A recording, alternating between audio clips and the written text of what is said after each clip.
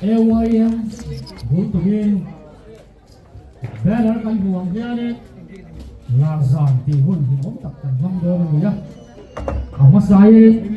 giờ đến hôn văng tụi nó còn cao dòng rất tệ đến giờ phải đến lòng thú cái năng sử phát sản chưa quá giờ đến program đi lift tập phần hậu cả tung đòn này lại Sundown Worship cổ phần tên cần mga cái chúa nên dần làm program thì bóng ta kiến ăn xuân zoom liền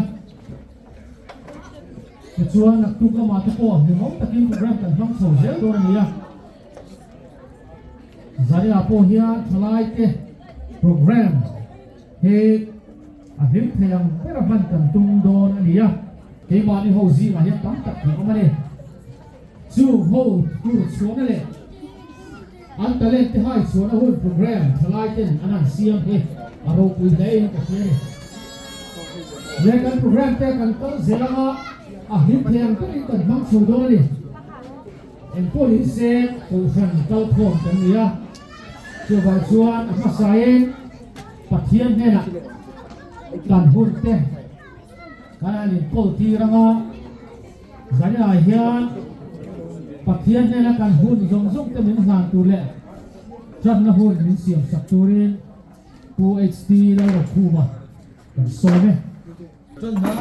dài lắm xong các rồi cần dài không cần dài à ngọ cần dài đó chuan nó thẳng cái gì biết gì đâu ạ trên vai cái sạc hàng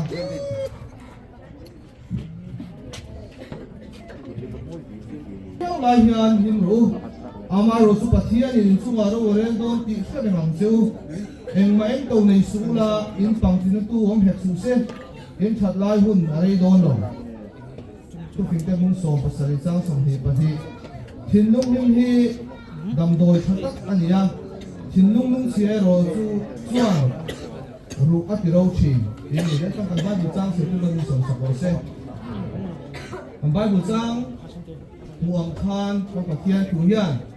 trả lại thế hi kan trả lại tiền tù te nim tù te nim tù à ama rồi chú apoi mo lai bel chú râu rồi na kan nim som do ni di kan siat angai ni tin hin nung him lim kan him hi kan tak sata na cha dam doi thak kan ni zai na helai ro kal te hi kan him biao chuan đầm đồi ấy chẳng rằng cắn thì đâu là cắn lầu him lầu anh thì chuan